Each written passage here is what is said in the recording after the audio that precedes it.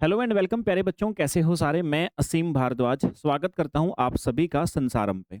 CSIR net exam दिसंबर 2026 के आप सारे एस्पिरेंट, स्वागत है आपका संसारिम एप्लीकेशन के इस सीएसआईआर नेट के बैच में। तो बेटा, जैसे कि आप जानते हो कि बैच हमारा स्टार्ट हुआ है आज, और मैंने कहा था कि आज आप सभी के सामने मैं 3 सेशन सबसे पहले लूंगा। 3 सेशन के अंदर सबसे पहले मैं आपको बताऊंगा आपका सिलेबस क्या है लाइफ साइंस का। दूसरे में बताऊंगा आपका एग्जाम पैटर्न क्या रहता है। और ये तीसरे सेशन के अंदर बच्चे मैं आज आपको बताता हूँ कि आपकी कट ऑफ क्या रहती है, आपको कौन से सेक्शन को कितना टारगेट करना है, कितने क्वेश्चंस आप निकाल करके बहुत आसानी से एक स्ट्रेटजी के आधार पे लगभग आधी मेहनत में आप लोग एग्जाम को क्रैक कर सकते हो। तो बेटा, ये सारी बातें आपको स्ट्रेटजी जानने के लिए सबसे पहले पता होना चाहिए कि सर हमारे कट ऑफ एक्चुअली कहाँ लगती है, कितनी कट ऑफ लगती है। तो देखो बेटा, आपके सीएसआईआर नेट एग्जाम आप दोगे ना, तो उसके बाद में 3 कट ऑफ आपके सामने रिलीज होती हैं। एक कैटेगरी 1 के नाम से आती है, एक कैटेगरी 2 के नाम से कट ऑफ आप सभी के सामने जारी होती है, और एक बेटा आपकी कैटेगरी 3 के नाम से आप सभी के सामने जारी होती है। 3 कैटेगरी में 3 कट ऑफ लगती हैं। जिस भी एस्पिरेंट का नाम इस पहली कट ऑफ में आता है ना, उसको मिलता है जेआरएफ। जेआरएफ का मतलब होता है कि आपको पैसे मिलेंगे पर मंथ। आपको रिसर्च करने के लिए, यानी आपको पीएचडी करने के लिए आपको पैसे मिलेंगे। आप पीएचडी कर सकते हो, आप असिस्टेंट प्रोफेसर बन सकते हो, जो मन करे आप, सारी चीज़ें आपके लिए अवेलेबल है। नॉर्मली सीएसआईआर नेट एग्जाम किस लिए होता है? 3 चीज़ों के लिए। पहली चीज़ होती है कि आपको पीएचडी करनी है विद स्कॉलरशिप, जेआरएफ बोलते हैं। दूसरा है कि आपको असिस्टेंट प्रोफेसर बनना है, उसके लिए एलिजिबल हो जाओगे, और साथ में पीएचडी में एडमिशन भी ले सकते हो। तीसरा आप सभी के लिए होता है कि सिर्फ पीएचडी में एडमिशन मिलेगा, मतलब 3 पर्पज से होता है। ठीक है। तो पहली कट ऑफ उन बच्चों के लिए होती है जिनके पास सारे ऑप्शन खुले होते हैं। जिनका नाम भी पहली कट ऑफ में आता है तो उनको स्कॉलरशिप भी मिलेगी, जेआरएफ मिलेगा, बच्चे पीएचडी कर सकते हैं, असिस्टेंट प्रोफेसर के लिए एलिजिबल हैं, सब चीज़ों के लिए होते हैं वो। ओके सर, ये तो फर्स्ट चीज। दूसरी कैटेगरी होती है फिर जिन बच्चों का नाम भी इस दूसरी लिस्ट में आता है, इस दूसरी कैटेगरी में आता है, तो वो बच्चे क्या होते हैं, वो बच्चे पीएचडी में एडमिशन ले सकते हैं। स्कॉलरशिप नहीं मिलेगा उनको, है ना, स्कॉलरशिप गवर्नमेंट की तरफ से नहीं मिलेगा, पीएचडी में एडमिशन ले सकते हैं। और वे असिस्टेंट प्रोफेसर का एग्जाम देने के लिए जी भी एलिजिबल होते हैं, मतलब कहीं भी असिस्टेंट प्रोफेसर का एग्जाम होगा पूरे भारत में किसी भी राज्य में दे सकते हैं, उसके लिए वो एलिजिबल है। ठीक है। तो ये दूसरी कैटेगरी वाले बच्चे जिनका भी नाम इसमें आता है वो ऐसे होते हैं।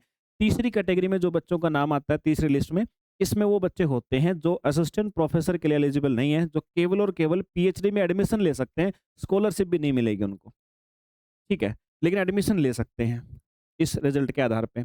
ऐसे 3 कट ऑफ लगती हैं बच्चे आप सभी के सामने। ये जेआरएफ यानी जो फेलोशिप मिलती है, जो आपके स्कॉलरशिप मिलती है, कितनी मिलती है बच्चे? ये आप सभी को मिलती है, आपको बताता हूँ। पहले लगभग 2 साल आपको 37,000 पर मंथ के आसपास मिलती है, और फिर अगले उसके 2 साल के बाद में, इसके बाद में फिर आपको ये मिलती है लगभग 42,000 पर मंथ के हिसाब से। ये आपको मिलती है बच्चे फेलोशिप, अगर पहली कट ऑफ में आपका नाम होता है तो।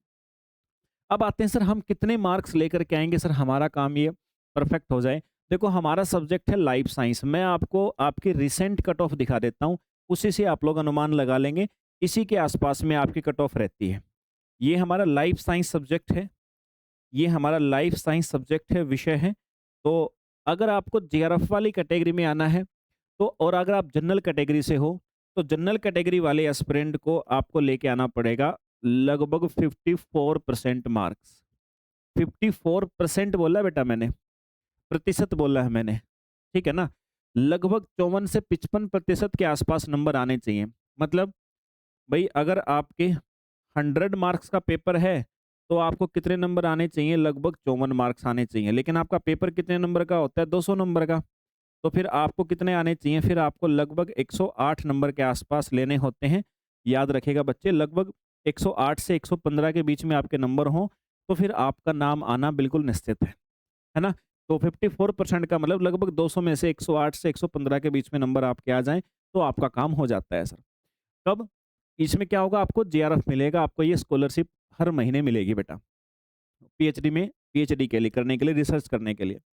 दूसरी कट ऑफ में आप कब आओगे? जब आप लाइफ साइंस सब्जेक्ट से लगभग लगभग 48% लगभग, अगर आपने 48.6% के आसपास नंबर लिए हैं, यानी मैं कह सकता हूं कि आपने लगभग 200 में से 95 से 100 के बीच में लगभग नंबर लिए हैं ना, तो आप इस दूसरी कट ऑफ में आओगे। इसमें आओगे तो आप असिस्टेंट प्रोफेसर के लिए एलिजिबल हो जाओगे।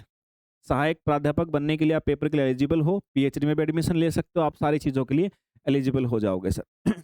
Okay sir. फिर तीसरी कैटेगरी में आपको आने के लिए अगर जनरल कैटेगरी से हो तो 39% यानी लगभग 40%, लगभग 40% के आसपास का मतलब है कि आपको 200 में से लगभग बेटा 80 मार्क्स के आसपास आपके आ गए हैं, तो आप पीएचडी में एडमिशन के लिए एलिजिबल हो जाओगे। ये मैंने जनरल का कहा है। बाकी अब कैटेगरी वाइज सुन लो, अब सबका अलग-अलग खेल होता है भाई। आप अगर ईडब्ल्यूएस से हो, तो पहली कट ऑफ के लिए लगभग 44% मार्क्स चाहिए आपको। आप ओबीसी से हो, तो भी लगभग 44%। आप एससी से हो, तो लगभग 36%। एसटी से हो, लगभग 34% के आसपास। आप पीडब्ल्यूडी हो, तो लगभग 25% मार्क्स में आपको ये फेलोशिप मिल जाएगी। ऐसे ही सेकंड कैटेगरी के लिए अगर आप ईडब्ल्यूएस से हो 39%, आप ओबीसी से हो लगभग 39 के आसपास, एससी से हो 32 के आसपास, एसटी से हो 30.8, पीडब्ल्यूडी 25%। तीसरी कट ऑफ में आने के लिए आप ईडब्ल्यूएस से हो तो लगभग 33%, ओबीसी से हो लगभग 33, एससी से हो लगभग 25%, एसटी से हो लगभग 25% और पीडब्ल्यूडी से हो लगभग 25%। यानी सभी कैटेगरी का मैंने बता दिया है आपको तीनों का। अब आप अपनी कैटेगरी को चुनें। इस बैच में आप सारे बच्चे जो भी आए हो, अपनी कैटेगरी के हिसाब से अपना एक टारगेट चुनें। टारगेट चुन के आप ऐसा समझ लीजिए जो अपने एग्जाम के अंदर पार्ट ए है, पार्ट बी है, पार्ट सी है। तीनों पार्ट से आप लोग डेफिनेटली देखेंगे। जैसा मैंने बताया आपको, पार्ट ए के अंदर आपको 15 क्वेश्चन करने होते हैं 20 में से, इसमें आपको 35 क्वेश्चन करने होते हैं 50 में से, और इसके अंदर बच्चे आपको 75 में से 25 क्वेश्चन करने होते हैं। सबसे कॉम्प्लिकेटेड पार्ट सी होता है और सबसे टफ भी होता है।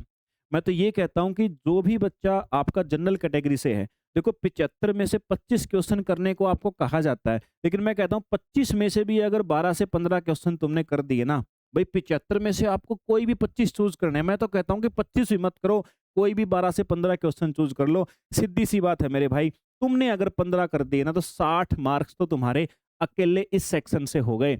60 मार्क्स अकेले इस सेक्शन से हो गए, और ये क्वेश्चन जनरल आते हैं। मैं ऐसा मान के चलता हूँ 10 क्वेश्चन तुमने कर दिए ना, तो 10 दूनी 20 नंबर यहाँ से हो गए, नंबर हो गए तुम्हारे 80 मार्क्स।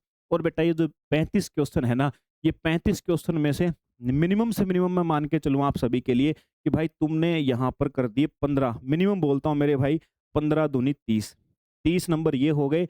80 और 30 110। तो मैं तो कहता हूँ 110 के आसपास तो मेरे भाई आपको जेआरएफ मिल जाता है जनरल कैटेगरी में। अब तुम सोच लो जो बाकी बच्चे कैटेगरी वाले हैं उनको तो क्या करना है। मैंने आपको मिनिमम मार्क्स जरूर बता दिए आसानी से। बेटा ये बिल्कुल भी कॉम्प्लिकेटेड नहीं है अगर स्ट्रेटजी से चलोगे। अगर ये सोचोगे ना कि हाय राम बहुत मुश्किल पेपर आता है, हाय राम कैसे तैयारी करूं, बिना स्ट्रेटजी सब कुछ सीखने की कोशिश करोगे तो निपट जाओगे। करना कैसे है सर?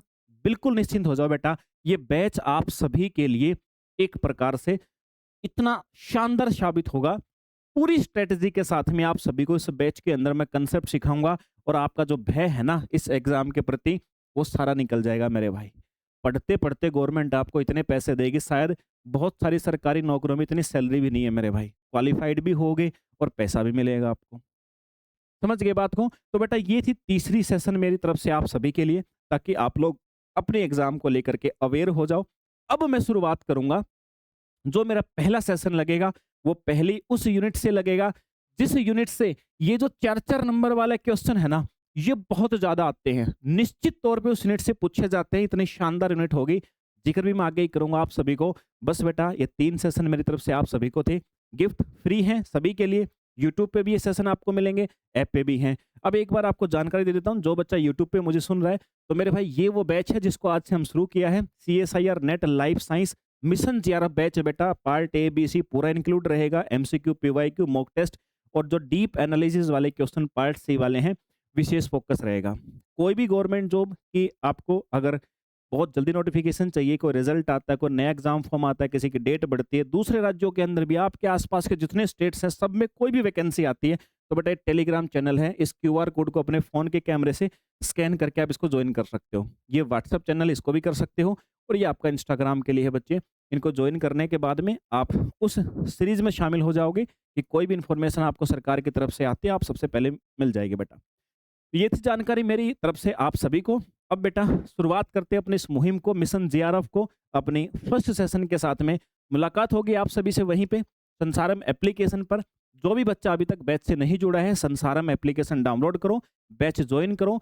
अभी बैच के अंदर आप सभी को 1000 का डिस्काउंट मिल रहा है। कूपन कोड आप सभी को शो हो रहा होगा, तो डेफिनेटली आप जाकर के कूपन कोड का यूज़ करके, अभी 3 दिन के लिए डिस्काउंट है।